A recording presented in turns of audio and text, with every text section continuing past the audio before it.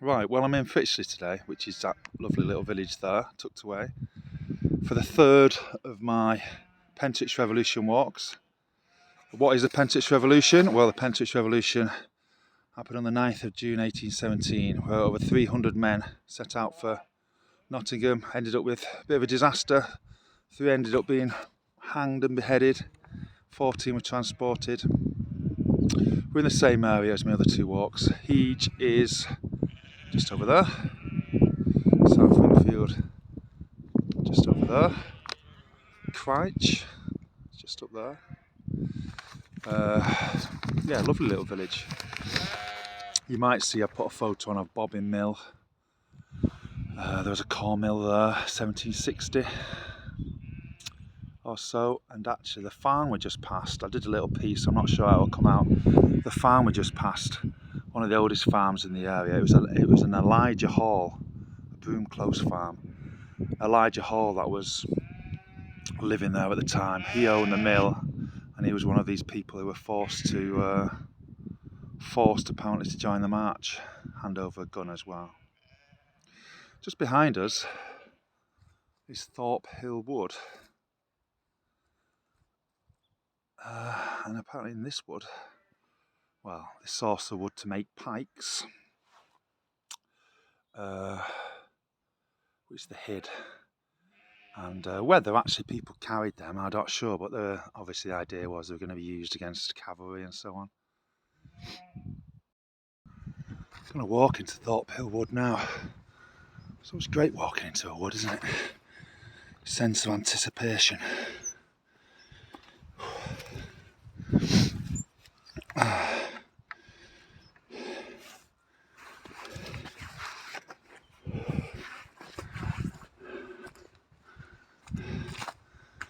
Yeah, nice little wood.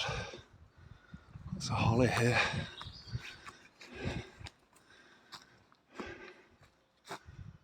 So this is my third walk on the Pentrich Revolution. We're not really mentioning the leader so far today. Oh, I say the leader, whether the people at the time saw him as a leader, I'm not sure, but referred to in history generally as the leader, the Nottingham captain, Jeremiah Brandreth. We're going to see what he did to deserve his fate soon. We're going to go past the place that sealed his fate, but he ended up being one of the 3 who were executed. His claim to fame, I suppose, his other grisly claim to fame is that he was, along with the other 2 conspirators, they were the last people to be beheaded by axe after being hung in England. They were actually due to be hung and quartered. Sorry, what's the phrase? Anyway, hung and quartered, disemboweled and so on. But that was commuted, probably seen as an act of mercy, wasn't it? Yeah, it was sentenced to execution for the act of treason. What do we know about him? Well, he was 1785 born in 1785, so he was about 32 when this happened. Believed to be active in Luddite circles. Well, he was basically. He was an out-of-work stocking weaver. There's very little historical records of the Luddites, really. Very secretive organisation, much better than this Pentrich uprising. But we do know, or we do believe, he was present at a Luddite raid. So we can safely assume he was involved in that, I think. Yeah, and apparently when his head was displayed outside Derby Jail, it didn't meet any cheers. No one cheered in the crowd. And the soldiers in attendance, the cavalry in attendance, were preparing to charge the crowd. So that's how tense the scene must have been. Interestingly, quite comically, Giles Brandreth claims to be his descendant. I don't think Giles shares his late ancestors' politics. I'll see if I can spin this around actually and show you what I can see. It's a lovely spot here. I'm hoping you can see that. There's a corn mill there that we're going to go past, and that's all the valley there. That's Hege going over there. Yeah, just approaching the ruins of the corn mill. It's lovely actually. It's quite spectacular. suppose another reminder, if any was needed. It takes an active imagination, I suppose. But let's go back to 1817 in this area. Obviously, no one was commuting, anything like that. So it's just, the whole area must have just been an absolute network of little industries, little industries that were employing the local people. If you watched my last video, just up there is is Wingfield Manor, the ruins I talked about last time. Mary Queen of Scots was actually held prisoner there, site of some Civil War battles as well. That's a wood I walked past with the quarry, got a bit lost. And again, yeah, similar to the last wood, that's where they made pikes and apparently put them in the quarry we walked past in the last walk as well. Don't think they were ever used.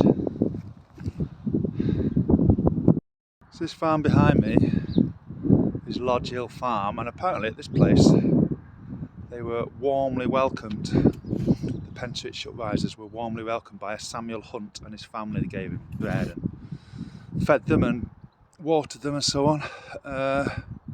Samuel Hunt unfortunately didn't come out of it very well. He was transported for his part in the uprising, and then while in Australia he got done for sheep stealing and given another life sentence and finished his days in Tasmania. So amazing where people's lives take them, through decisions.